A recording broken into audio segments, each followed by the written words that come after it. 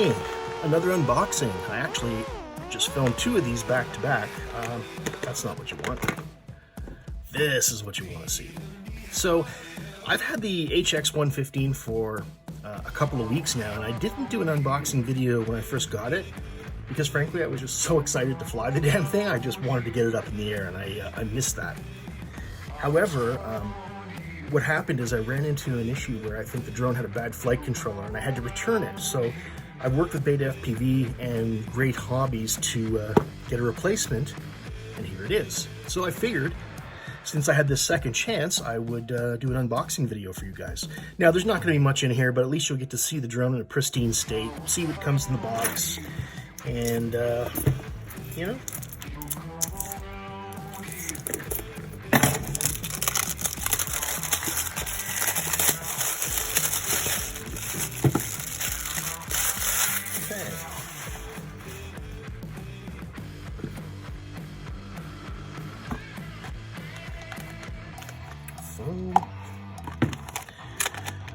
okay, propellers and extra screws, yes please. There's actually, so before, well, I'll show you the drone, then I'll show you the parts. This is an interesting little device, and I'll explain that. All right, here's the drone. It is a fine looking little rig. 3-inch, capable of 2S-4S battery. I think it's a 350 milliwatt VTX. Very, very nice flying little drone. This is one of my favorite drones that I've ever flown. Sadly, they've discontinued this drone, which really, I'm really sorry to hear that. So I actually had a hard time finding a replacement. Luckily, there was one in stock at Great Hobbies, and that's how I got this one. But anyway, I've flown quite a few batteries through it and been very impressed with the performance. It handles so well, it's so powerful. It's just such a pleasure to fly. Got a little anti-skid mat here. The receiver is right here on the bottom with a little button right there to press to bind it. Nice little strap. The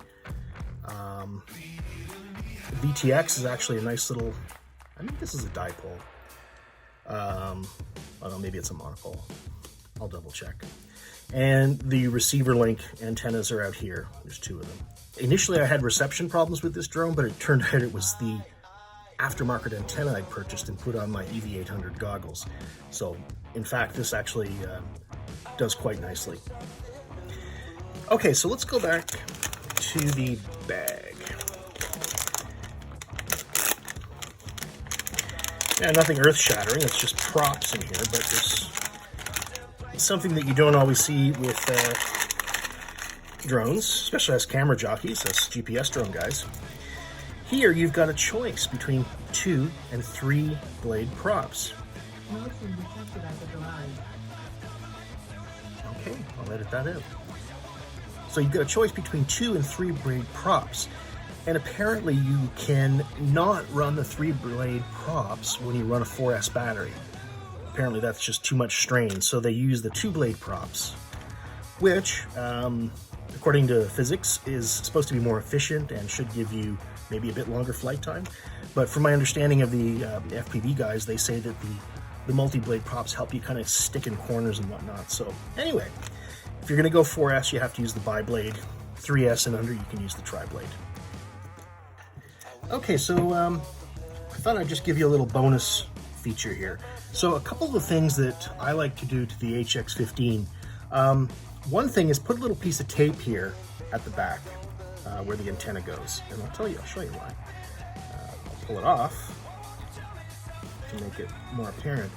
There's a little slot where they've got the antenna placed so that the antenna can go up. But the problem is the antenna just kind of falls down, and look where it's falling into. Yeah, right in line with the props, right?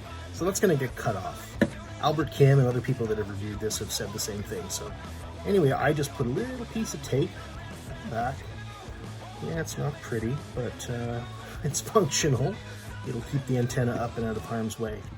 The second thing that I'm going to do is tape this battery lead to the arm. That way it doesn't pull on the flight controller if, you know, if there's a crash. So that's something I'll do.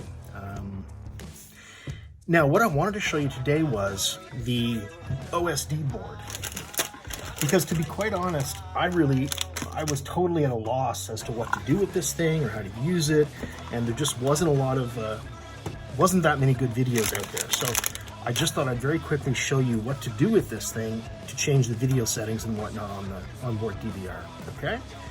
So to do that, you actually have to take the canopy off, because the cable we need to plug into is right in there, buried in there.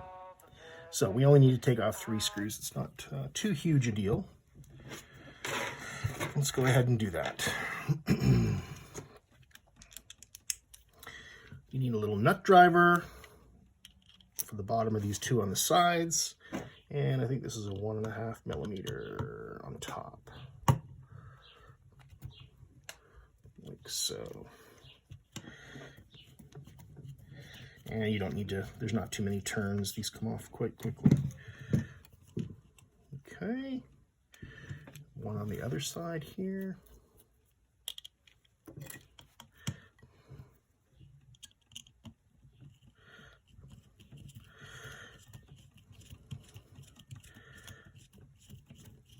I don't know if you guys can hear, but my cat's meowing in the background, so I apologize for that. She's not happy that I'm out in the garage, and she's not. Okay, and the front, there's no nut, it just screws directly into the canopy. And there's a little cylinder around the screw, so be careful not to lose that. Once you take this piece off, things start to kind of fall apart here. Okay, not too many turns for that one either. It'll just come out. Okay, so when you take this off, be very careful because there's a camera connected. You do not want to rip that out. But then as soon as you do, you will see the little plug that we need to attach to. Okay, so we plug one side in the board, and we plug one end into the wire here, like so. Is that right?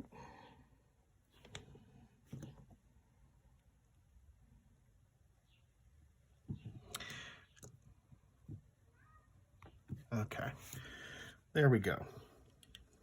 Now, I know you're never supposed to do this.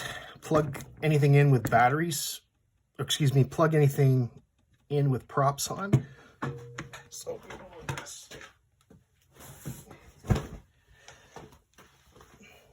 here's a ghetto method of making sure that things don't go awry.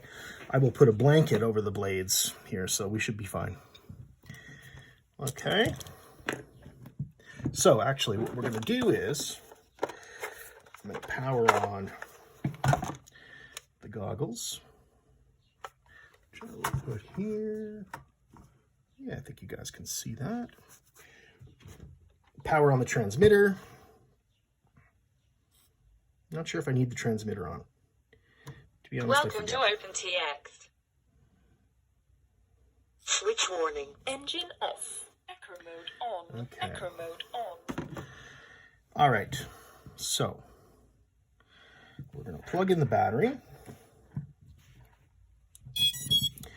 Then I'm going to put this blanket over the blades as a little safety measure. Oops. But of course, now just so you know, like there's the camera, it is working, everything's fine. So we'll put that on. Now, what do we have to do here?